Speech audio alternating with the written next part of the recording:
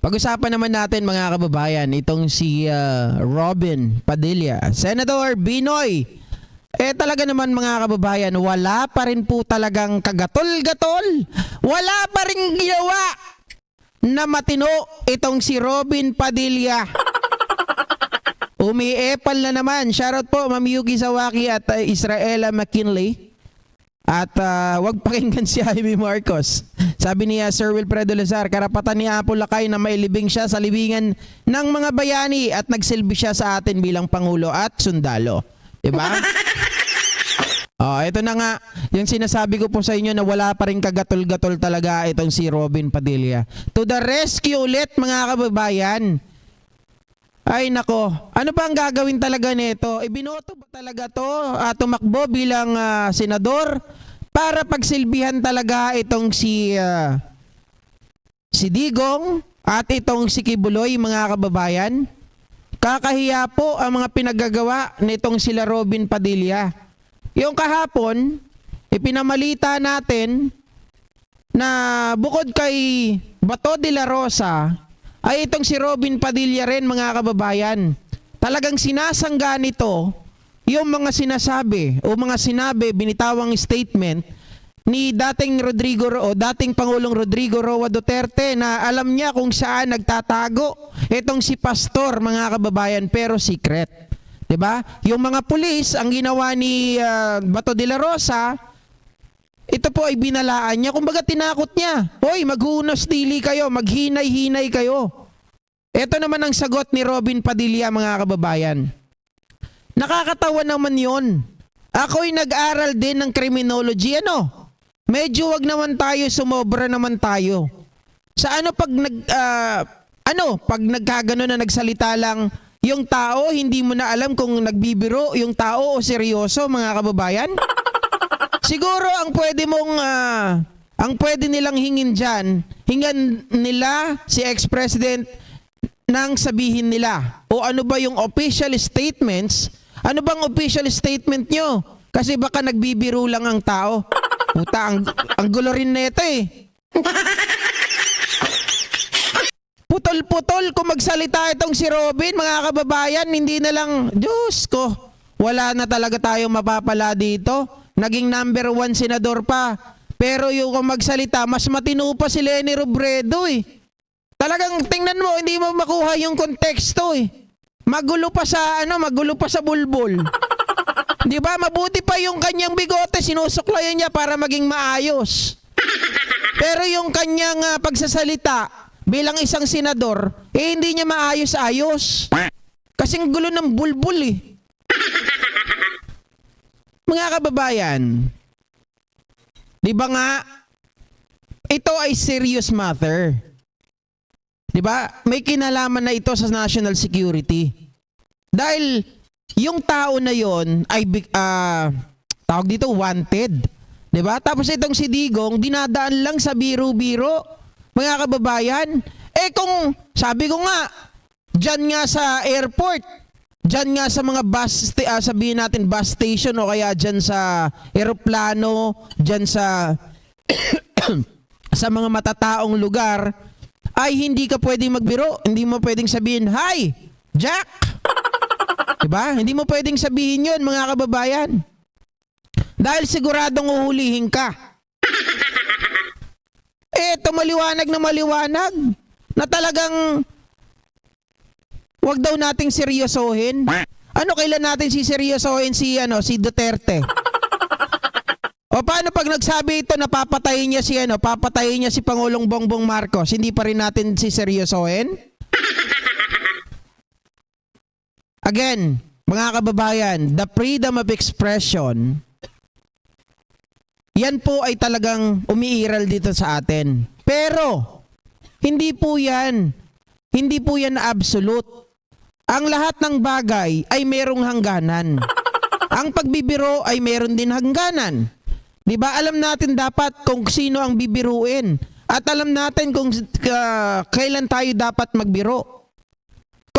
Kung ang lahat ng sasabihin ni Digong, lagi niyong harangan, lagi niyong poprotektahan mga kababayan, paano na lang yan?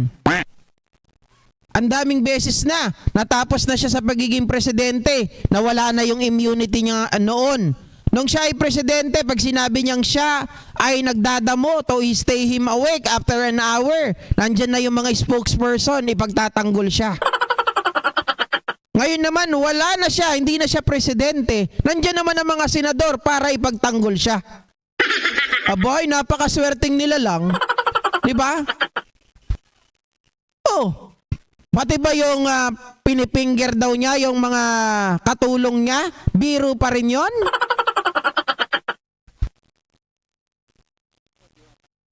Mga kababayan, ang pagiging joker, hindi yan sa lahat ng pagkakataon. Pag joke time, di mag-joke tayo, di ba? Pero hindi po dapat na protektahan nyo itong si Duterte sa kanyang mga pinagsasabi. Maliwanag na obstruction yan kung hindi siya makikipagtulungan.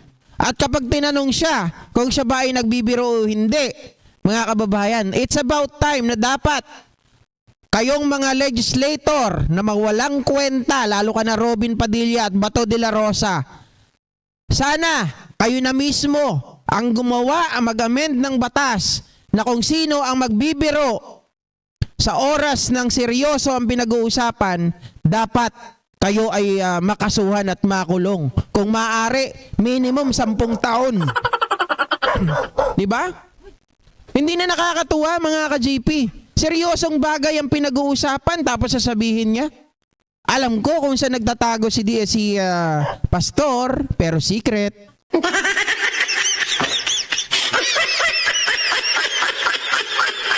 Ewan ko ba bakit ang mga DDS puro praning? 'Di ba? Ang bababaw ng utak. Kahit yung mga DDS vloggers ganun din eh. Wala talagang kakwenta-kwenta. Alam mo, dapat inaatupag ni Robin Padilla, mga kababayan, mag-aaral siya. No, pag-aralan niya yung mga bagay-bagay para maging magaling siyang legislator. O kung ayaw niya naman, bumalik na lang sa pagiging artista. Di ba? Kawawa. Kawawa ang Pilipinas dito. Bumoto ba naman tayo ng dinaan lang tayo sa Wonderful Tonight? I late in the evening. Puta. Isa rin ako sa mga ano rito mga kababayan, sa totoo lang eh. Diba? Isa ako sa mga dahilan kung bakit ibinoto rin ng tao itong si Binoy eh. Nadaan tayo sa unit team na peke. Kaya ibinoto natin itong si Binoy. Walang kakwenta-kwenta. Tumakbo lang bilang senador para protektahan ang si Digong at itong si Kibuloy. Ewan ko ba bakit ganitong mga bagay, lagi silang nangunguna. 'Di ba? Parang si Sara din, laging nagse-surface. Parang laging bida-bida. Unahan natin 'yan. Maglalabas kaagad ng mga press release, press statement. Pero pag yung may kinalaman na doon sa natin sa West Philippine Sea, walang mga sinasabi. 'Di ba? Diyos ko. Nakakaawang Pilipinas, mga kababayan. Tapos sa 2005 o 2025, iboboto na naman natin, 'di ba? Yung mga member ng PDP. Tapos yung mga maka-Duterte. Naku, kawawa talaga tayo.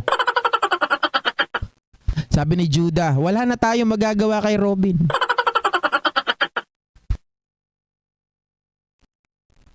Di ba, mga kababayan?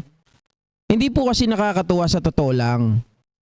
Again, i-emphasize ko po sa inyo na yung ginagawa ni Digong, kung wala siyang magawa sa buhay, mag-no comment na lang siya, gayahin niya na lang si Sara. Kaysa yung ginagawa niyang baliw, parang ginugulo niya yung utak ng mga tao. Sa totoo lang. Di ba? Pinaglalaroan niya tayo. Mga kababayan, ang batas ay batas. Sabi ninyo, protect the Constitution, pero kayo mismo ang nagloloko dito, kayo mismo, ginagawa niyong biro. Hindi nakakatawa yan. Unang-una, kayo mga nanonood ngayon, isipin nyo, hindi ko kayo tinitira, hindi ko kayo binabanatan. Kasi kakampi nyo ako. Ang sinasabi ko po sa inyo, paano kung halimbawa anak ninyo, mga kababayan, ang pinagsamantalahan, di ba? Tinanggal ang kanyang pagkababae, tinanggal ang kanyang pagkatao. Tapos, inalipin ng mga ito, pinagtrabaho 24/7. Sige, tingnan nyo. Kung kayo ang nasa kalagayan ng mga tao na yon, di ba? Ano ang mangyayari, mga kababayan? Di ba, mararamdaman nyo rin kung ano yung nararamdaman ng mga magulang? Ako, personally,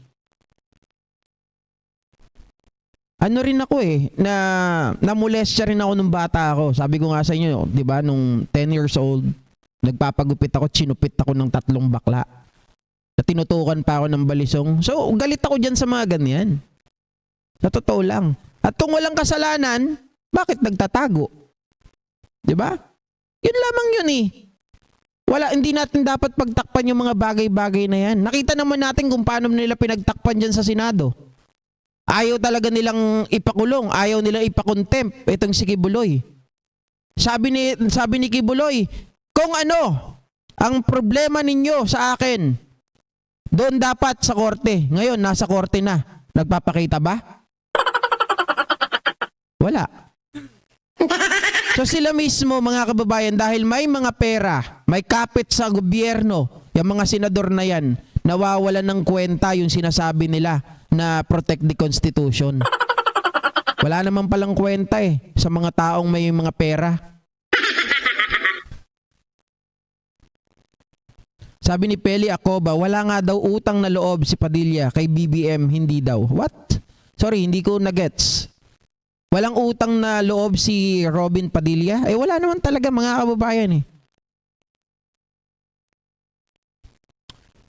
Si BBM ang nagtaas ng kamay niya, si Chris ang pinasalamatan. Umpisa pala. Tama. Tama kayo dyan. Mga kababayan, 'di ba si Chris Aquino ang pinasalamatan yun. Yun yung unang-una na binanatan ko talaga, si Robin Padilla. Hindi dati pa naman talaga. Ayaw talaga niya kay PBBM. Marami sa unit team ang napansin namin. Si Roque, si BP Sara, si Robin Padilla, pag sila magkakasama sa campaign, sa rally, wala si PBBM. Hindi po nila binabanggit ang pangalan ni PBBM bilang pangulo nila. It's either blanco or may iba silang pinopromote, mga kababayan. Yan ang katotohanan. Pero si PBBM, kahit saan yan magpunta, dahil wala naman kaming pinalagpas na mga rally niyan, doon lang sa Mindanao, pero may mga video pa rin kami, kompleto. Talagang binabanggit niya ang pangalan ni Sara. Pero itong mga to, wala to. Mga mangga to, manggagamit. Di ba? Sabi ni Aurora L. Diponso, korte ng Diyos ang uhusga at magpaparuso sa kanila. Ako naniniwala naman ako dyan, mga kababayan. Kaya lang, iba pa rin, may batas pa rin ng lupa. Di ba? Nandito tayo Nandito tayo sa, sabihin natin, wala pa tayo sa langit. Doon, batas ng Diyos. Oo. At yung sinasabi nila, karma na lang sa mga kamag-anak. Pero syempre, kailangan makita rin natin na pinagdudusahan nila yung mga kawalang hiyaan na mga pinaggagawa nila. So siguro, ang masasabi ko na lang dito, again, sa 2025 midterm election, vote wisely. At dapat yung mapapakinabangan natin, hindi yung mga protector ng mga kriminal ang ating iboboto. Diba? Shoutout Batang Pasaway at Matit My Law. Yes, exactly. Nandoon ang loyalty nila kay Digong at wala dito sa Pilipinas. 'Di ba? Kanya-kanyang vested interest at kanya-kanyang Siguro itong mga 'to napaliguan Napaliguan ng yaman ni Digong. Susan Muniz, watching po. Thank you. John Ilano de los Santos, sa 2025 alam na at praning kasi amo nila na si Digong, mga DD shit din, mga praning. Sama-sama sila, no?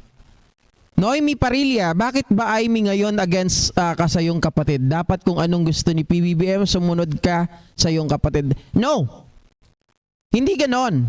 Ang gusto ko mangyari kay Amy Marcos, mga kababayan, bilang isang kapatid, okay lang naman na birahin niya yung kapatid niya pag ito ay mali. Pero pag tama naman, sana palakpakan niya o sana mga kababayan, suportahan niya. Pero I really not saying na dapat suportahan niya sa lahat ng pagkakataon. Hindi. Pag mali, syempre anuhin natin yan. Kahit tayo mismo, di ba? Nagiging constructive tayo pag meron tayong mali na o desisyon na hindi natin gusto. Like for example, para sa akin yung sa DepEd, mas okay si Sani Angara kay Sara Duterte. But yung mga natapos niya is actually for me is not really fit para kay Sani Angara. 'Di ba? So pero mga kababayan, nagiging constructive lang tayo. Pero hindi pwede na pag mali na yung may mga mali ng bagay na talagang ginagawa, susuportahan mo pa. Hindi ko po sinasabing ganon. Kaya lang kay Amy Marcos, mali man, o sabihin natin tama lahat ng ginagawa ng kanyang kapatid, mali pa rin sa kanyang paningin. Duterte lang ang tama sa kanya. Kaya ngayon, nagkakaroon na siya ng tama. Malapit na siya doon sa mental.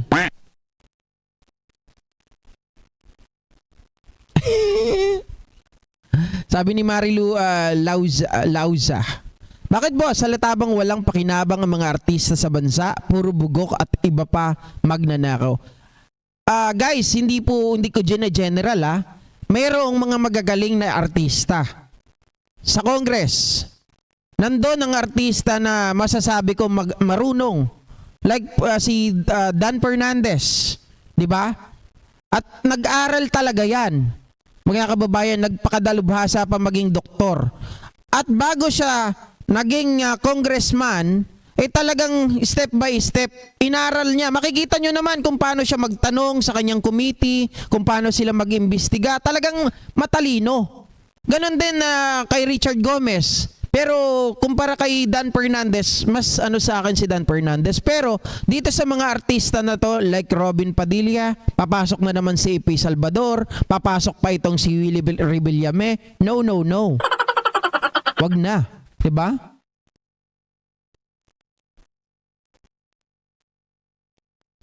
Sabi ni Linggayo Halili, nakita ko vlog ni Banat Bay, medyo maganda about kay FL. Oy, good news. Diba? Sabi ni Roberto Agsaulio, selos daw si Amy. Kaya nagkakaganyan yan, palagay ko. Sabi ni Nanay Esther Hambleton, good morning, Balong. Nakawanghiya.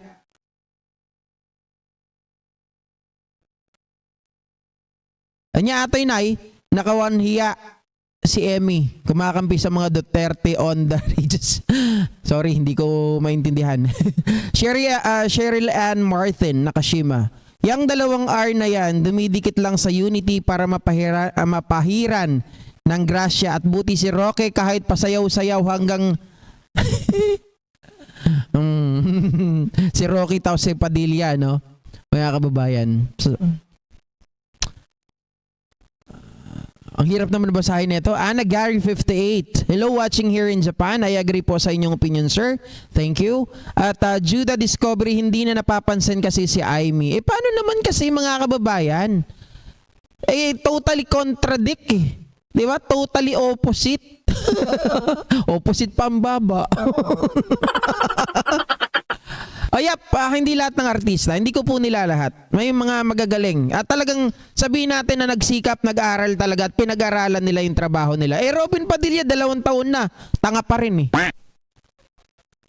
Batang pasaway, galas ugali ni Amy at bagbagtit na. Pangit daw ugali ni Amy at meron daw sira sa ulo. Sa Senado ang sinasabi daw ni Judah. Okay, sa Senado, no? Sino pa ba? Matino dyan sa Senado si Senator dating Senador Soto. 'Yun, magaling 'yun para sa akin. 'Di ba? Oy, maniwala kayo ayaw na ni Willie? Hindi totoo 'yan. Mga kababayan, Palagay ko dyan, kaya yan hindi tutuloy dahil baka sa survey, nakita nila wala silang panalo. Diba?